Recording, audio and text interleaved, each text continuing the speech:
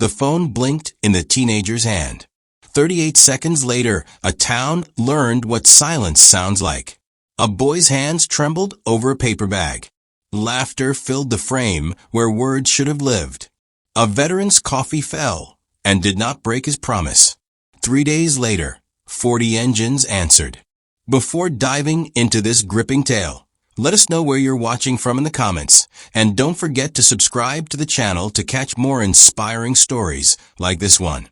That morning, a phone lit up a quiet diner parking lot, and a small life changed forever. A short video, 38 seconds of someone else's cruelty, blinked across screens. It began simple. A paper bag, a pair of worn sneakers, a boy's hands trembling in the half-light outside Rosie's diner. Then the laughter started. High, bright, merciless. Teen voices mocked the way his fingers moved. A shoe struck a burger. The camera closed on his face, and for the first time the world watched him lose what he'd been holding all his life, control. Noah Matthews did not hear the laughter. He never had.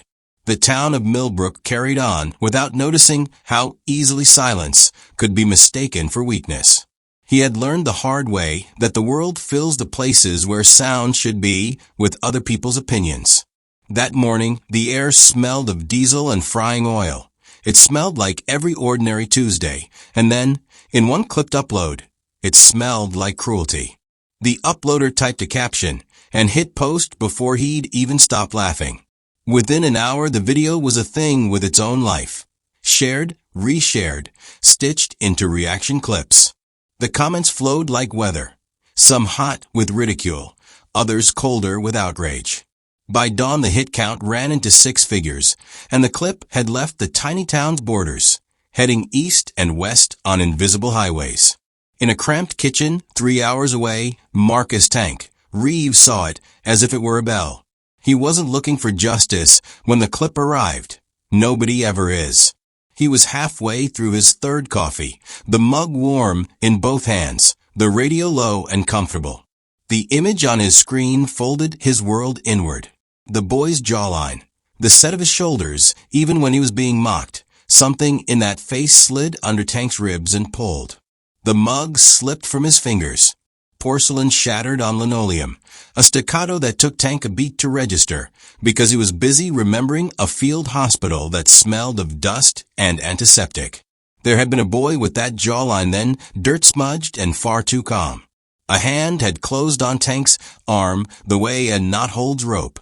"My boy," the hand said through cracked teeth. "If I don't make it, promise me you'll look after him." The promise had been ugly and beautiful at once. A broken man asking another to keep a life safe. Tank had said yes. He had meant it. Time, shame, and his own cowardice had hollowed the promise. He had not kept the way he'd swore he would. Now the promise sat on his tongue like rust. The clip kept playing, fingers signing for a world that wouldn't answer. A teen's face flooding with tears, the slow mockery of others like vultures around a helpless thing. Tank's hands found his keys before his breath slowed. The room blurred. He didn't think of headlines or police reports or how the town might react. He only knew that a small human being had been made into a spectacle, and a voice from the past, a voice he'd failed, was asking him if he could still be the kind of man who kept promises. There are sudden decisions that feel like falling. You can't tell where one moment ends and the next begins. Tank made one of those decisions. He picked up his phone, thumbed into a chat that had lived on his screen for a decade, and typed 3 words that would wake an entire road. "We ride." Now, that single message sent ripples. It was not a threat. It was not a promise of fists. It was a summons, hard and simple. Come and stand. In places like the one Tank moved through, standing in person meant more than any trending hashtag. So when replies began to land, short confirmations, 3 emojis, a name that meant brother, the energy shifted from outrage to motion. People who had been parked in their own quiet lives started to shift their chairs toward the door. Across the river, In a town that thought of itself as too small to be noticed, a kid sat with a paper bag open in his lap and watched the world turn into a mirror of meaning. He didn't know a man far away had just decided he could no longer let the world be like this. He did not know that something older than anger had been stirred, an unfinished promise, a dog tag folded into a pocket, a memory that would not be quiet. The mystery folded neatly into the hook. Why did one stranger's face, a boy's brief open sorrow, break something inside a man who had not spoken of that sorrow in years? What was the debt between them? And what would a group of strangers on motorcycles choose to give in its place? Violence or a kind of loud, public compassion that would not be satisfied with apology alone? The clip continued to spin through feeds, but the story it started had already diverged from a screen. Somewhere between a shattered coffee mug and a string of thumbs-up replies, a motion began, a migration of steel and leather, a quiet promise, getting wheels. People started to whisper the same question in different towns. Who owes what to the absent? Who will answer when silence becomes spectacle? If you were watching this unfold, would you lean toward hope or fear? What do you think will happen next when 40 helmets and one old promise arrive in a place that has made a boy into a joke? Noah lived by small, steady rhythms, little rules that kept the world from surprising him. He learned to time his mother's shifts by the smell of frying oil from Rosie's diner and the way the streetlight outside their house blinked off at midnight. He learned to read the slow arc of the mail carrier's walk so he could guess when a package would arrive. Sound was a shadow he watched for footprints of meaning. People's mouths and shoulders and the impatient tilt of their eyes told him more than any noise ever could. At 16, he had the clean, unused face of someone who'd grown up in silence, and the slow, precise hands of someone who'd practiced being careful for a long time. His hair fell over one ear. He kept a battered skateboard leaned against the porch where he could see it from his window. Its edges sanded smooth by years of use, a diagonal nick across the tail that he'd once carved with a key when he was 9. In that nick were the letters he could never forget. CM. He had traced them so many times the wood had gone soft under his fingertip. The initials meant his father, Cole Matthews, who had been gone longer than Noah could remember in details, but not in name. Sarah Matthews worked nights at the county hospital. She moved through long shifts with coffee, careful hands, and the kind of tiredness that hugged her eyes in the mornings. The house she and Noah kept was small and honest, a tired couch, a garden that had given up on roses, and a kitchen table scarred by family life. On the fridge hung a photo of a man in uniform, half-smiled, holding a toddler whose fingers were already curled in a way Noah recognized in himself. Beside the photo was a note in Sarah's handwriting, "Always home with love." Noah touched that picture sometimes when the house was too loud with other people's laughter. School was a small stage for Noah's daily compromises. Teachers tried, some of them, with slow sentences and patient repetition. Others thought small kindnesses were enough. Classmates treated him like a quiet hallway lamp, there when they needed light, ignored when they didn't. He had friends who met him in signed phrases under the bleachers, and teammates who accepted the way he moved on the field without making noise about it. But friends were few, and the town's indifference was more common than kindness. The quiet that protected him also isolated him.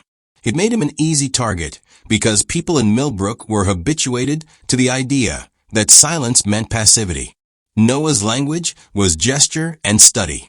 He read lips, watched the pull of shoulders, learned the small shifts of someone's face when they lied or when they meant something soft. He practiced signing alone in his room, making the words small and round in the air until they felt like something solid. He loved the way the words looked when his hands made them, like paper planes folded and released. It was how he said thank you to the grocery clerk, how he asked a neighbor to move his car in winter, how he told his mother he was okay when she came home smelling of antiseptic and sleeplessness. There were symbols that kept him tethered. The skateboard was one. It was older than him in a way, a thing he'd inherited from a friend who moved away, nicked and spray-painted and full of stories. The carved initials CM on the tail had begun as a child's ritual and had turned into a private talisman.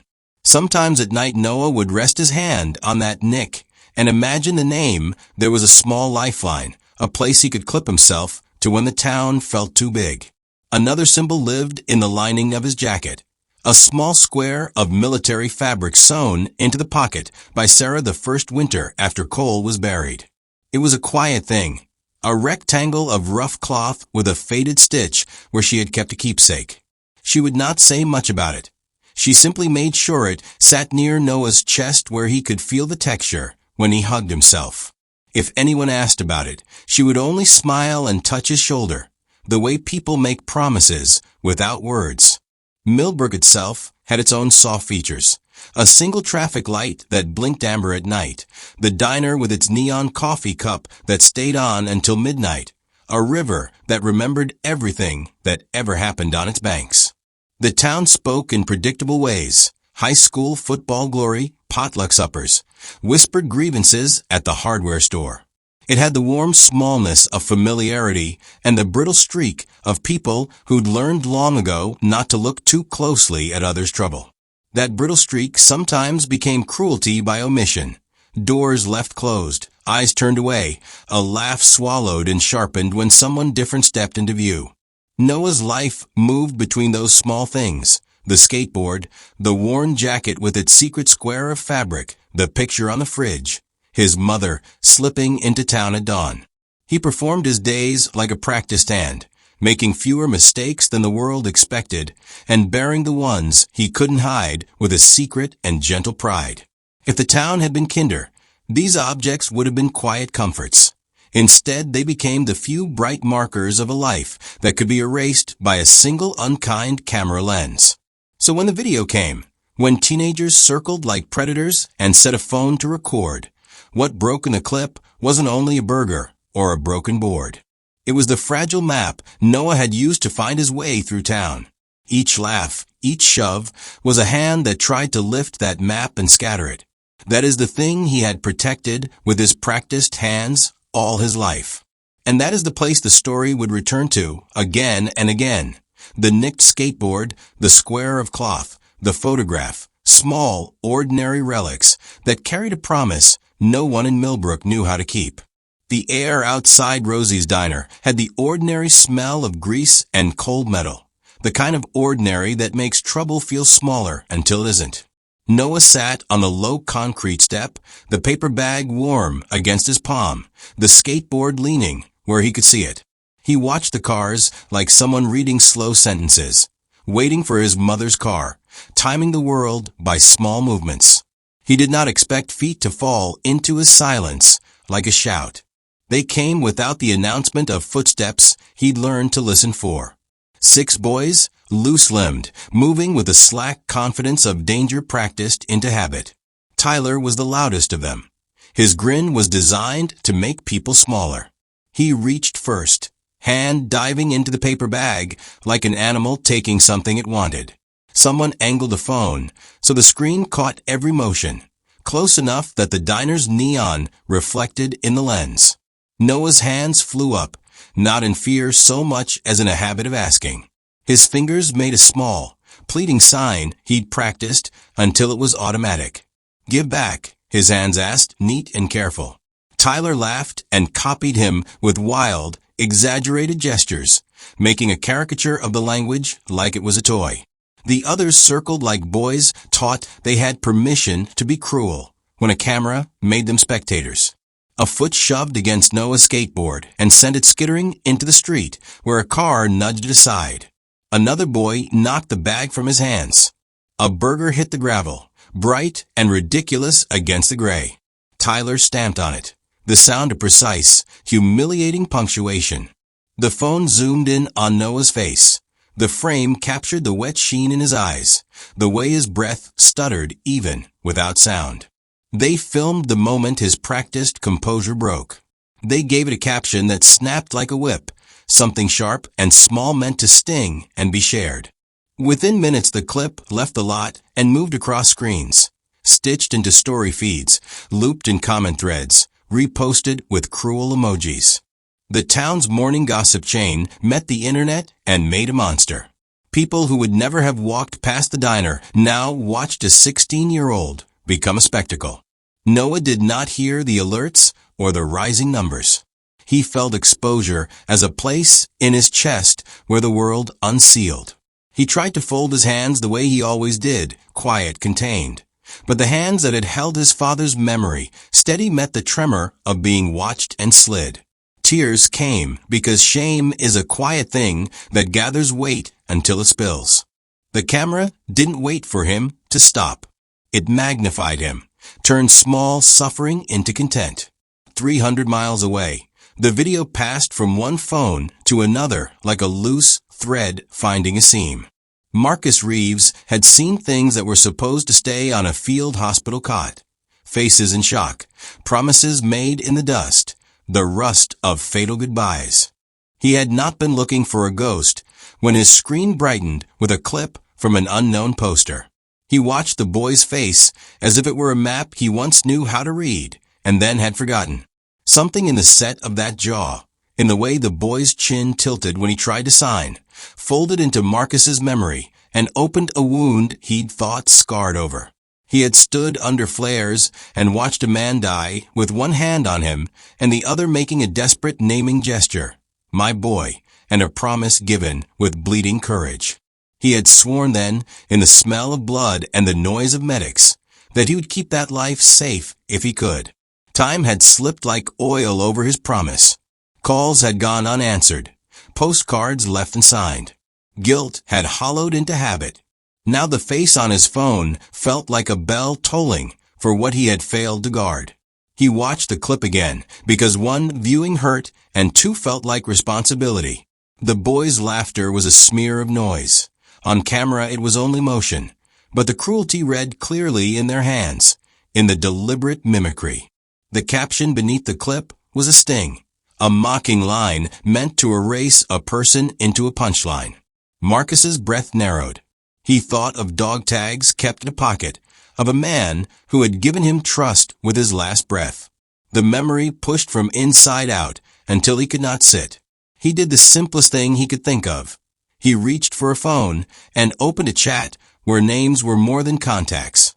He typed in a message that did not promise violence. It was named movement. The words he chose were short, sharp as a decision. He pressed send. Replies came almost at once, single-word confirmations, an emoji or two, a line of text that read like a drumroll. Men and women who had learned to translate promise into presence wrote back that they'd be there. Back in Millbrook, the clip crawled along comment threads and into strangers' inboxes. Good Samaritans texted links. Strangers sent furious comments. Some sent threats. The humiliation multiplied into risk the moment the town's edges were breached by outsiders' anger. Noah's mother found herself reading messages she never imagined.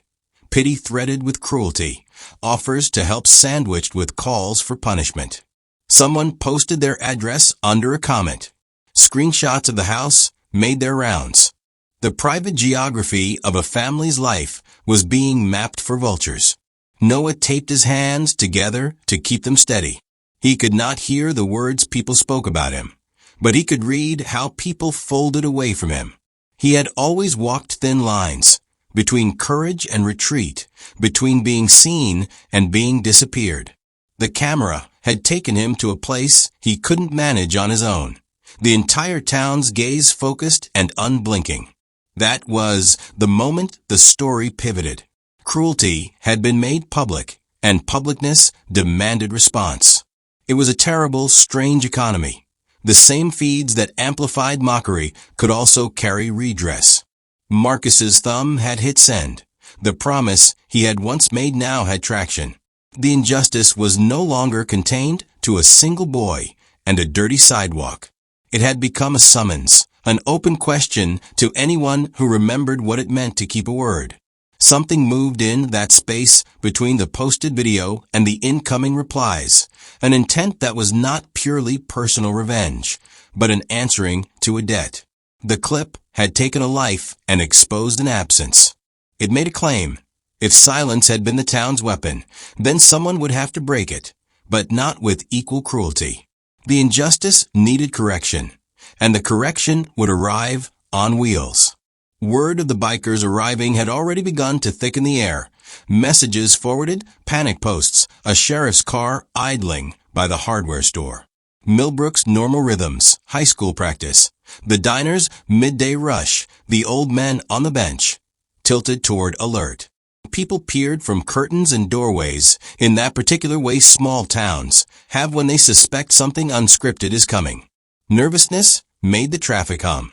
Cameras found corners of quiet, like scavengers. Tank felt the pressure as a physical thing, a low, coiled hum beneath his skin that answered every repetition of Cole's last, ragged laugh. He drove with the window down and wind in his face because noise steadied him. It made memory less like a spike. The ride into Millbrook was a convoy of heartbeat and chrome, men and women who wore their reasons like second skins. Some carried grief. Some carried visible scars. Some simply wanted to stop a cruelty that a phone had amplified.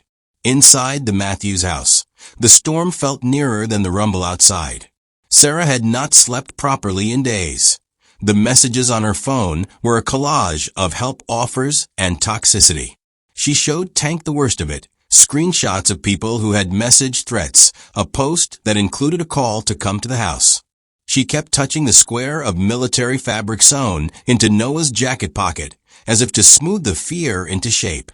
Tank watched her and saw not just a mother, but the afterimage of the promise he'd failed to keep. His jaw tightened until it ached. Anger is a simple lever. It needs a fulcrum. For Tank, that fulcrum was the image of Noah being made small for strangers' amusement. He had watched men die for less. He had watched comrades forgive themselves for things that could not be changed. The thought of letting a 16-year-old be cataloged and discarded for clicks yanked something raw loose inside him. He wanted to go to Tyler Brennan's house with iron in his hands and leave an impression that would never allow that kid to do this again. But urgency and righteousness are different muscles. Sarah's voice, small and fierce, stopped the first violent syllable from leaving his mouth. Marcus, she said, the syllable tugging at an old name and at the man beneath the nickname. Cole wouldn't have wanted more hurt. Promise me you won't do something he'd hate.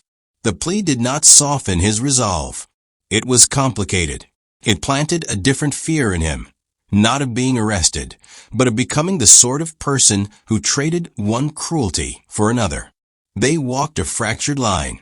Tank's feet took him to Murphy's Tavern because it was where decisions lived and where old loyalties gathered. The table in the back smelled of spilled beer and old grease, the air a film of conversations. Diesel slid a folded map across the wood like it was a dossier. Names and streets had been circled in a shaky hand. Tyler Brennan. Maple Street, he said. Mercy placed a photograph on top. Faces that could have been any high school poster, except for the bright cruelty still caught in their mouths. Say the word, Tank, Diesel said. The phrase was timeless among them. Permission to act. Snake had already leaned over the map and traced a route. Crow flicked a lighter and watched the flame like it might answer a question. Bishop's jaw was set in a way that announced he favored force as a first language. Tank felt the current pull in his chest, the old rock and roll urge to fix everything with a collision. But around the table there were other faces too. Mercy's hands trembled against the glass of her beer as if the heat of memory ran through her blood. She'd seen trauma dissolve people's better angels into monsters. You don't have to be cold by beating some kid, she said softly. The sentence landed like a thrown pebble, making ripples in Tank's certainty. Bishop argued that a public lesson would deter the rest. Crow said a quiet meeting in the principal's office would never send the same message. The argument split into smaller arguments: philosophy, law, pain, and theater. Outside, the online landscape metastasized. Protesters and keyboard vigilantes made noise. People threatened to show up or to record the bikers for doing what they thought bikers would do. The sheriff called a meeting with local leaders. News vans with satellite dishes lined the edge of town. their technicians tuning mics and smiles to whatever spectacle might appear. The more the internet demanded carnage, the more real people schemed how to avoid the worst of it. Everyone feared a headline that ended in blood. Tank walked out of Murphy's with a map in his jacket and the dog tags heavier than the brass they were cut from. The dog tags were a pocket ache, a tether to a man who had trusted him in a place where promises were the only currency that mattered. He had a hand that wanted to swing justice like a judge's gavel, and a mind that knew the cost if he wielded it. The battle inside him was noisier than any town square. He imagined the headlines. Veteran leads retaliation. Biker mob terrorizes small town. He could see Cole's face breaking at the thought. He started the engine and then killed it again, feeling the silence like a tool. The conflict narrowed to a single brutal question: honor or hate? It was not the kind of choice that comes with instruction manuals.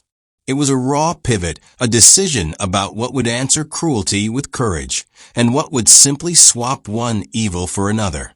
A plan began to form that carried the weight of both mercy and muscle. Instead of heading straight for roofs and fists, Tank thought in terms of presence, 40 people in one place who would not be there to terrorize, but to witness.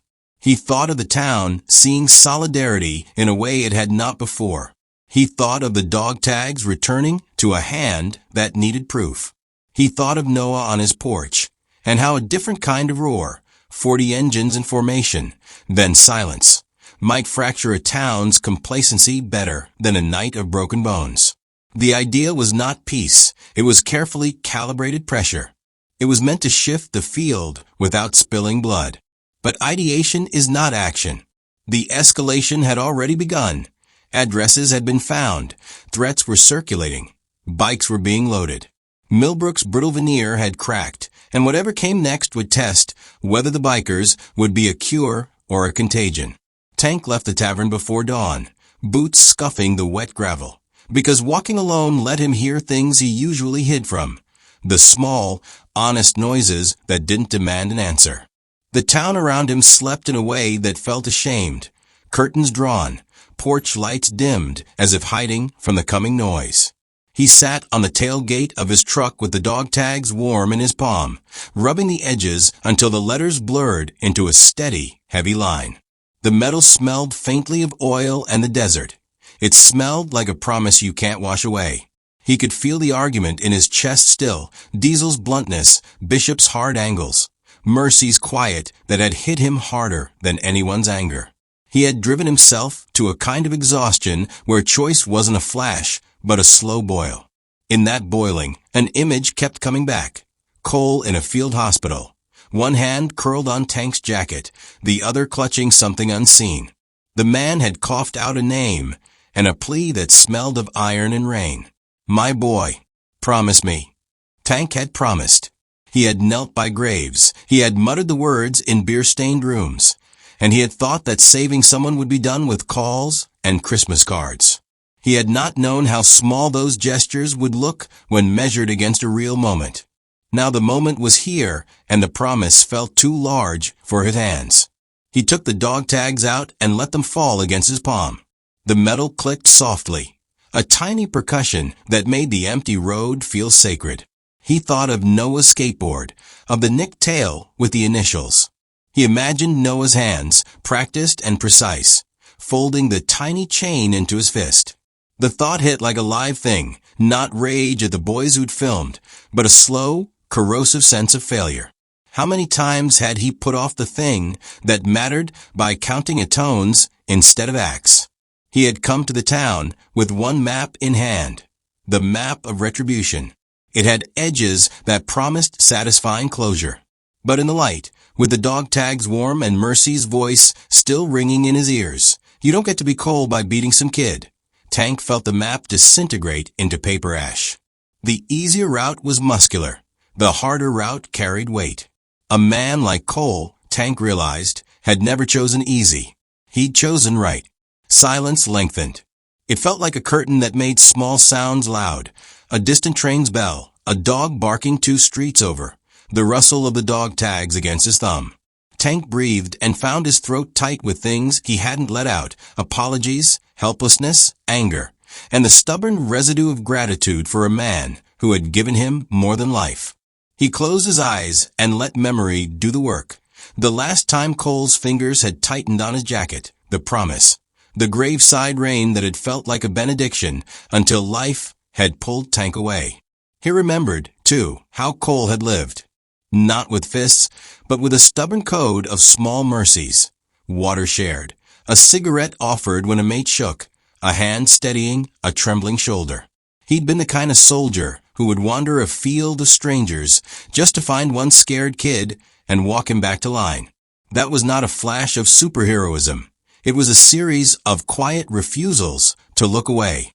If Cole had the power to choose between vengeance and mercy, he had chosen the latter. That memory, more than the dog tags, began to steer Tank's hands. He had learned a few things in the quiet hours since he'd first seen the clip.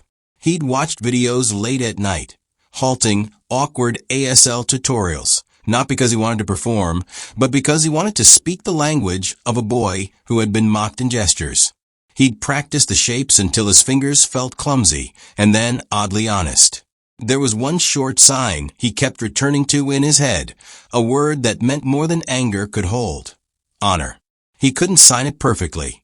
His hands were thick with old scars and not used to being gentle. Still, he traced the motion in the air as if learning to fold a fragile thing without crushing it. The pause came then, full and absolute. He pressed the dog tags to his lips, and for the first time in a long time, he spoke aloud to a man who could not answer back. "Cole," he mouthed, and his voice was rough as gravel. He spoke the promise again, and this time it tasted like a vow rather than an excuse. "I'll keep him," he said, and the phrase felt like a prayer. When he opened his eyes, he was not the same man who had slammed his fist on a table an hour before. The rage had not gone. It sat beneath his bones like coal. But it had been rerouted into something steadier: presence. He thought of arrival, 40 bikes, engines like a slow tide, and how they could be used not to intimidate but to witness. Presence could unmake the town's habit of looking away. Presence could demand that people name what had been done and offer repair rather than humiliation. He stood up, the metal clinking in his pocket, and walked to the edge of the road. The town was waking. The first papers were being delivered. A kid on a bike coughed up the morning air. Tank signed the imperfect version of the word he'd learned, the one he'd practiced by the light of his phone. And when no one watched, he let his hands linger over the shape as if sealing a pact with the air itself. It was clumsy, earnest, and human. Back at Murphy's, the others would be sharpening their plans, some angrier than others. There would be speeches and maps and heated words. Mercy would not let them cross a line. Diesel would grumble, but stand by whatever decision was made. Tank walked toward them with a map that had been redrawn in silence. Not a map to punish, but a map to stand. He would bring dog tags, an open hand, and a willingness to learn. He would not trade one cruelty for another, for a beat that felt like a small eternity. He let himself be a scared man trying to do the right thing. It was quiet work, and he understood now that doing the right thing might be more dangerous than any fist. The morning arrived in a low gray that promised rain, but gave only the hush before movement. Engines that had been idle overnight began to breathe in unison out past the highway. First a cough, then a steady, rolling inhale. One by one the bikes assembled on the town's edge, chrome catching the thin light like a slow constellation. They were not a mob, they were a formation. Men and women in leather, some with faded patches and others with new ones sewn on for the ride, mounted and waited. There was a careful order to everything they did. Helmets buckled, gloves flexed, boots set. It was a choreography of intent. Tank fell into place among them, the dog tags a steady weight against his sternum. He ran his thumb along the dented metal and thought of names, of debts and of small mercies that had brought these people together. Around him were veterans with empty stares softened by purpose, a teacher whose hands were still ink-stained from lesson plans, a mother who had answered a stranger's plea because she knew what it was to lose a child to silence. Strangers and kin. Their faces were unreadable in the morning light until they moved. Then every jawline and knuckle came into meaning. They rolled into town not like instruments of terror, but like a single, deliberate heartbeat. The rumble was not meant to scare, it was meant to gather attention, to pull the town's focus into one place. Engines fell away as they reached Main Street, and the bikes lined in a hard, measured arc outside Rosie's diner, mirrors reflecting parked cars and shuttered porches. When all had stopped, the silence that followed felt like a spoken word, a punctuation mark that made the air thicker. People spilled from their houses, drawn by curiosity and a fizz of fear. News vans that had arrived to expect spectacle reposition cameras as something stranger unfolded. Helmets came off, jackets were shrugged down, and the riders began to walk, not toward conflict, but toward one small house on Maple Street. It seemed almost indecent in its gentleness. 40 large bodies moving with the tenderness of a wake toward a child's porch. Tank led them, not with a shout, but with patience. He kept his hands visible, the worn chain of dog tags between his fingers. When he reached the Matthews house, he did what his muscles had wanted to do hours earlier. He bowed, of sorts, a quiet lowering of his frame to the level of the door and the boy behind it. He knocked once, then twice, as if asking permission rather than demanding entry. Sarah opened the door before the second knock could echo. Her face had been hollowed by sleepless days, but something like relief stepped into it when she saw the line of riders behind Tank. She was careful as she led them to the porch, wary of what the arrival might mean, and yet vulnerable to its possibility. Noah watched from the doorway, at first, body-coiled, eyes wide as if the world had become a new language. Tank Neal, this time deliberately, slow, so the distance between them felt like a chosen bridge. He reached into his jacket and laid the dog tags in Noah's palm. The metal was cooler than he expected. He did not speak loud. He spoke with lips shaped and slow, knowing Noah would read more than hear. Your father, he said, rode on. Not in triumph, but to anchor truth in the present. He mouthed the next words, you are not alone, and let them sit. Noah's hands trembled as he closed around the chain, fingers mapping the dents, the letters. He formed a phrase with his hands, small, deeply practiced, and Sarah translated, her voice catching. Thank you for remembering him.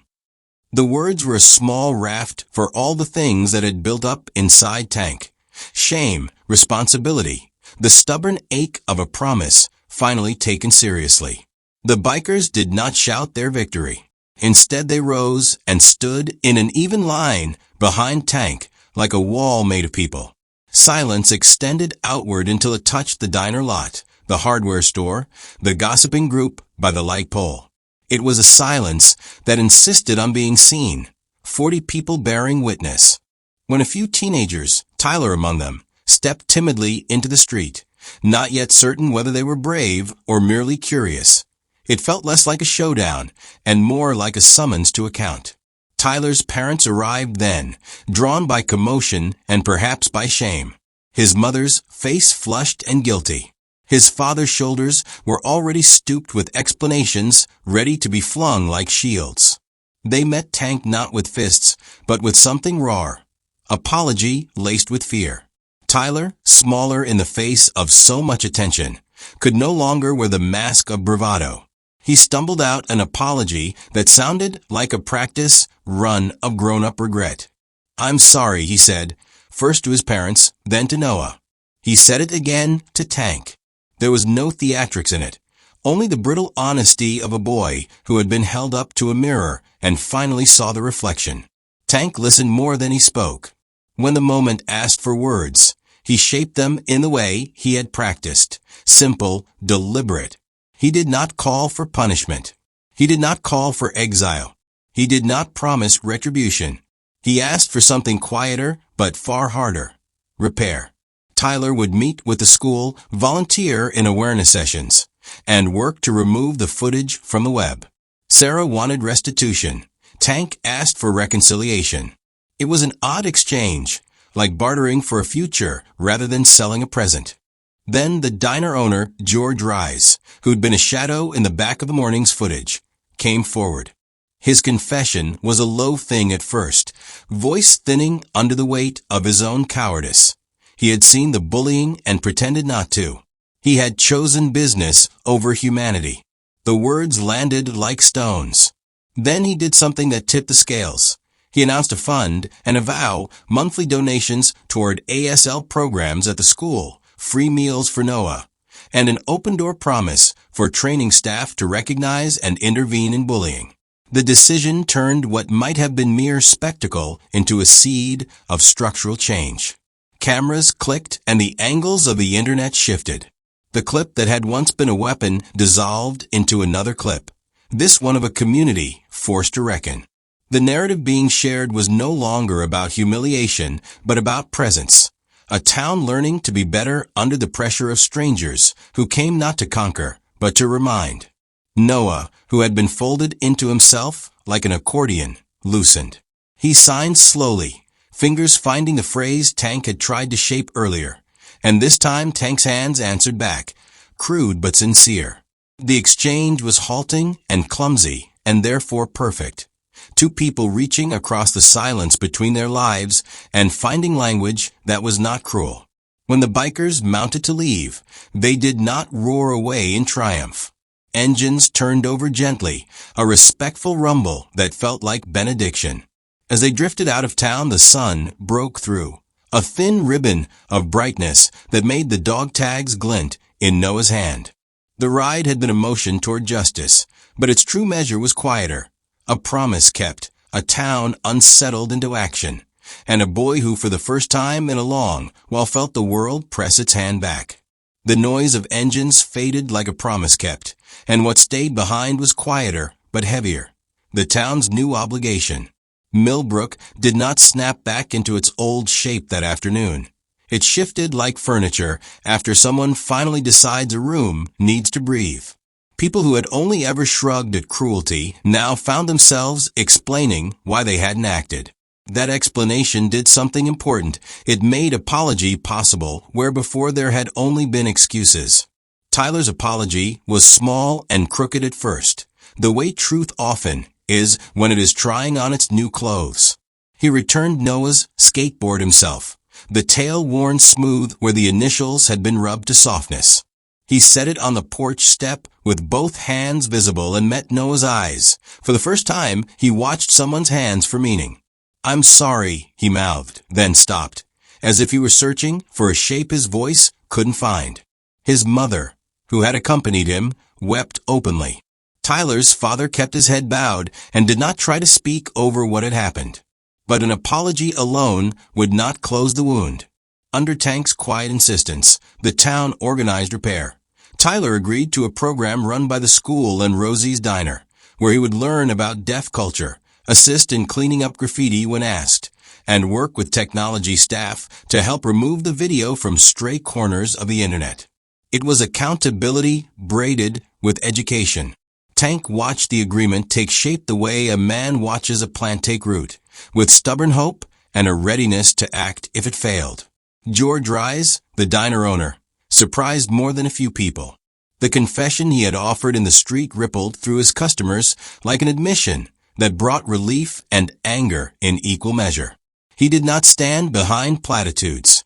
He sat down with school officials and Sarah and pledged real, measurable change. A monthly donation directed to ASL classes, free training for diner staff to spot and stop harassment, and a scholarship run through the town council for kids who needed summer programs that taught respect and communication. The admission of shame had become a fulcrum for something lasting. That was the second kind of courage, the one that repairs structures that allowed cruelty to happen in the first place. Noah's world widened slowly. The dog tags did not vanish from his pocket. They remained there as a private constancy, a small, cool weight that told him he had been remembered. He began to sit at the diner sometimes, where the coffee was thicker and the jukebox played songs he could feel more than hear. George made sure Noah's booth was a place where staff would practice signing. He learned to say a few phrases clumsy and sincere. The skateboard returned to his feet. Tyler had glued a cracked wheel and left a taped note. I'm learning. It was not enough to erase the past, but it was enough to make stepping forward possible. The town's response was not theatrical. There were awkward community meetings where people said things they'd always meant to avoid, and there were quieter changes. A counselor offered drop-in hours at the high school. Teachers volunteered for ASL basics. A youth group began a mentorship program that asked older students to model how to intervene. The cameras left, but the work did not. When the news vans went, it was no longer spectacle they cared about, but maintenance. The daily insistence that Millbrook would no longer be a place that watched cruelty unfold. Tank kept to his promise in ways that surprised even him. He showed up at school programs, rough hands folded into his jacket, awkwardly signing phrases he still fumbled. He visited on holidays with practical things that mattered, a repaired laptop for school use, an old toolbox for the community program, time. Presence was his trade, and he spent it. Some nights he sat on Noah's porch, and they did not talk. They watched the street and let silence, finally, be company rather than erasure. Not everything healed cleanly. Old gossip lingered in corners. There were those who grumbled that outsiders had forced change. There were still nights when Noah replayed the clip in his head and had to breathe himself back into sleep. But there were also mornings when he signed to Sarah about a small victory at school or when a classmate stopped and asked how to sign friend. Those tiny, stubborn translations accumulated into a ledger of living proof that the town was different. The last image that morning was small and stubbornly ordinary. Noah standing by the diner window, fingers tracing the dented chain of the dog tags, while his other hand pushed the skateboard forward for a slow, practiced roll down the pavement. Tank watched from across the street, not because he wanted credit, but because he needed to keep seeing the thing he had promised to protect. Around them, people walked back into their routines, changed by an event they could no longer pretend hadn't happened. When the steel vows mounted their bikes to leave, there was no bravado in their departure. Engines spun up with a steady, respectful rhythm that seemed to say the ride was both done and ongoing, a road that would be traveled whenever silence threatened. They raised their helmets in a line. It was not an ultimatum, but a salute. Noah lifted his hand in the same slow, deliberate sign he had practiced with Tank in the quiet hours, and Tank answered with the best sign he could make, the one he'd practiced in lonely rooms, always. It did not echo like a tagline. It landed like an anchoring stone. If you were there, watching the town repaint itself, what would you keep? Would you keep the quiet because it feels safe, or would you teach your voice to listen for other people's hands? The road out of Millbrook narrowed into a ribbon of gray and memory. The bikers peeled away one by one, a long, measured line that left behind a town made smaller by its own honesty and larger for having finally looked. Tank rode at the back, not because he wanted to be unseen, but because he wanted to watch the place he had promised to guard breathe again. He listened to nothing and everything. The click of a chain, the whisper of wind, the occasional laugh from a diner booth where someone had learned a new word with their hands. Promises, he had learned, do strange work. They do not always arrive as thunder. Sometimes they arrive as dog tags pressed into a palm, as a repaired skateboard left on a porch, as a diner owner who folds shame into action. They arrive as the small, stubborn rituals people choose when they decide to be better than the world expects them to be. The big gesture, the arrival of 40 riders, had been the hinge. The real work was what followed. The lessons in classrooms, the awkward sign language practice between strangers, the repeated apologies that never sounded like bravado, but like something trying to be true. Noah's life did not flip into sunlight overnight. Old shadows lingered where the clip had lived in someone's feed. There were nights when the video slipped back through his head and made his chest tight. But the town had shifted its axis enough that those shadows had places to land. Counselors, friends who could sign a quick question, a diner that would not look away. He learned slowly that being remembered mattered more than being avenged.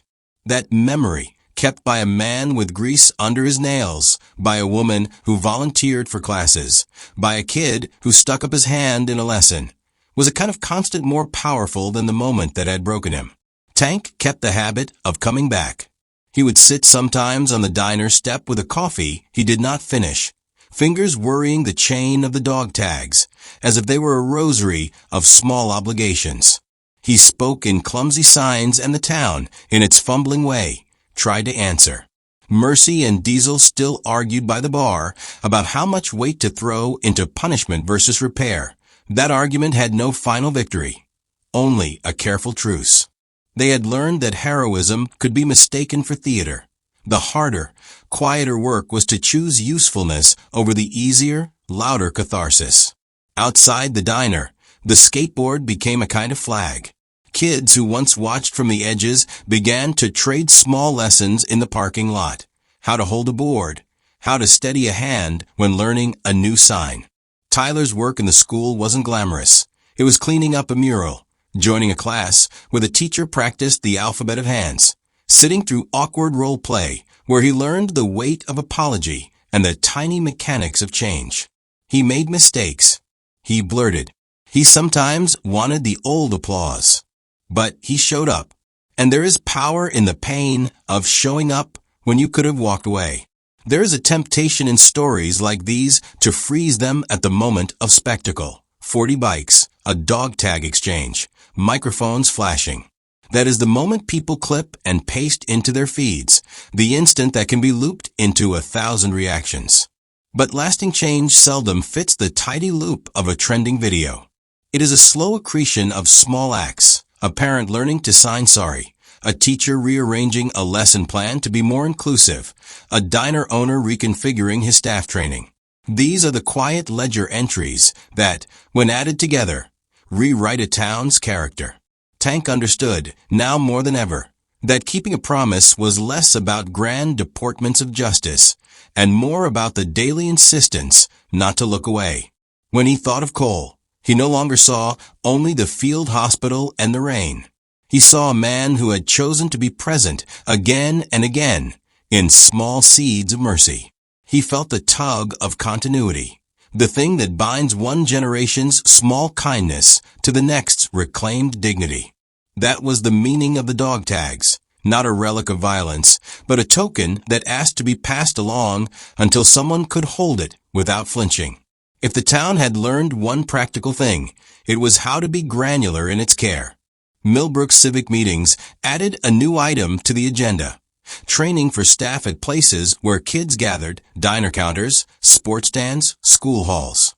The clause read like a promise disguised as bureaucracy. Learn a few signs, notice when someone is being erased, act. It was clumsy language for a clumsy world, but it was action put into form. In time, those minutes would matter more than the footage that had started the conversation. And there was the simple human ledger. Gratitude kept in mouths and hands. Sarah sometimes caught herself signing to Noah the way she had never allowed herself to sign before. Small, private blessings that stitched them closer. Noah learned to trust that the chain in his pocket was not just metal and memory, but a line back to people who showed up when silence became a spectacle. The moral did not announce itself like a podium speech. It arrived in gestures. The way a boy returned a skateboard with glue and a note. The way a diner owner wrote a check each month. The way a veteran sat awkwardly through an ASL lesson and laughed when he fumbled a sign. Strength, the town discovered, could be soft. Courage could be patient. Justice could mean teaching over punishing. That is an inconvenient truth for anyone who prefers clean endings. But it is true. If you hold the memory of the boy on the diner step and the soundless tears that started everything, you will see how a single choice can do more than 1,000 comments. Not every call to action needs to be loud. Sometimes the most radical thing you can do is show up and keep showing up.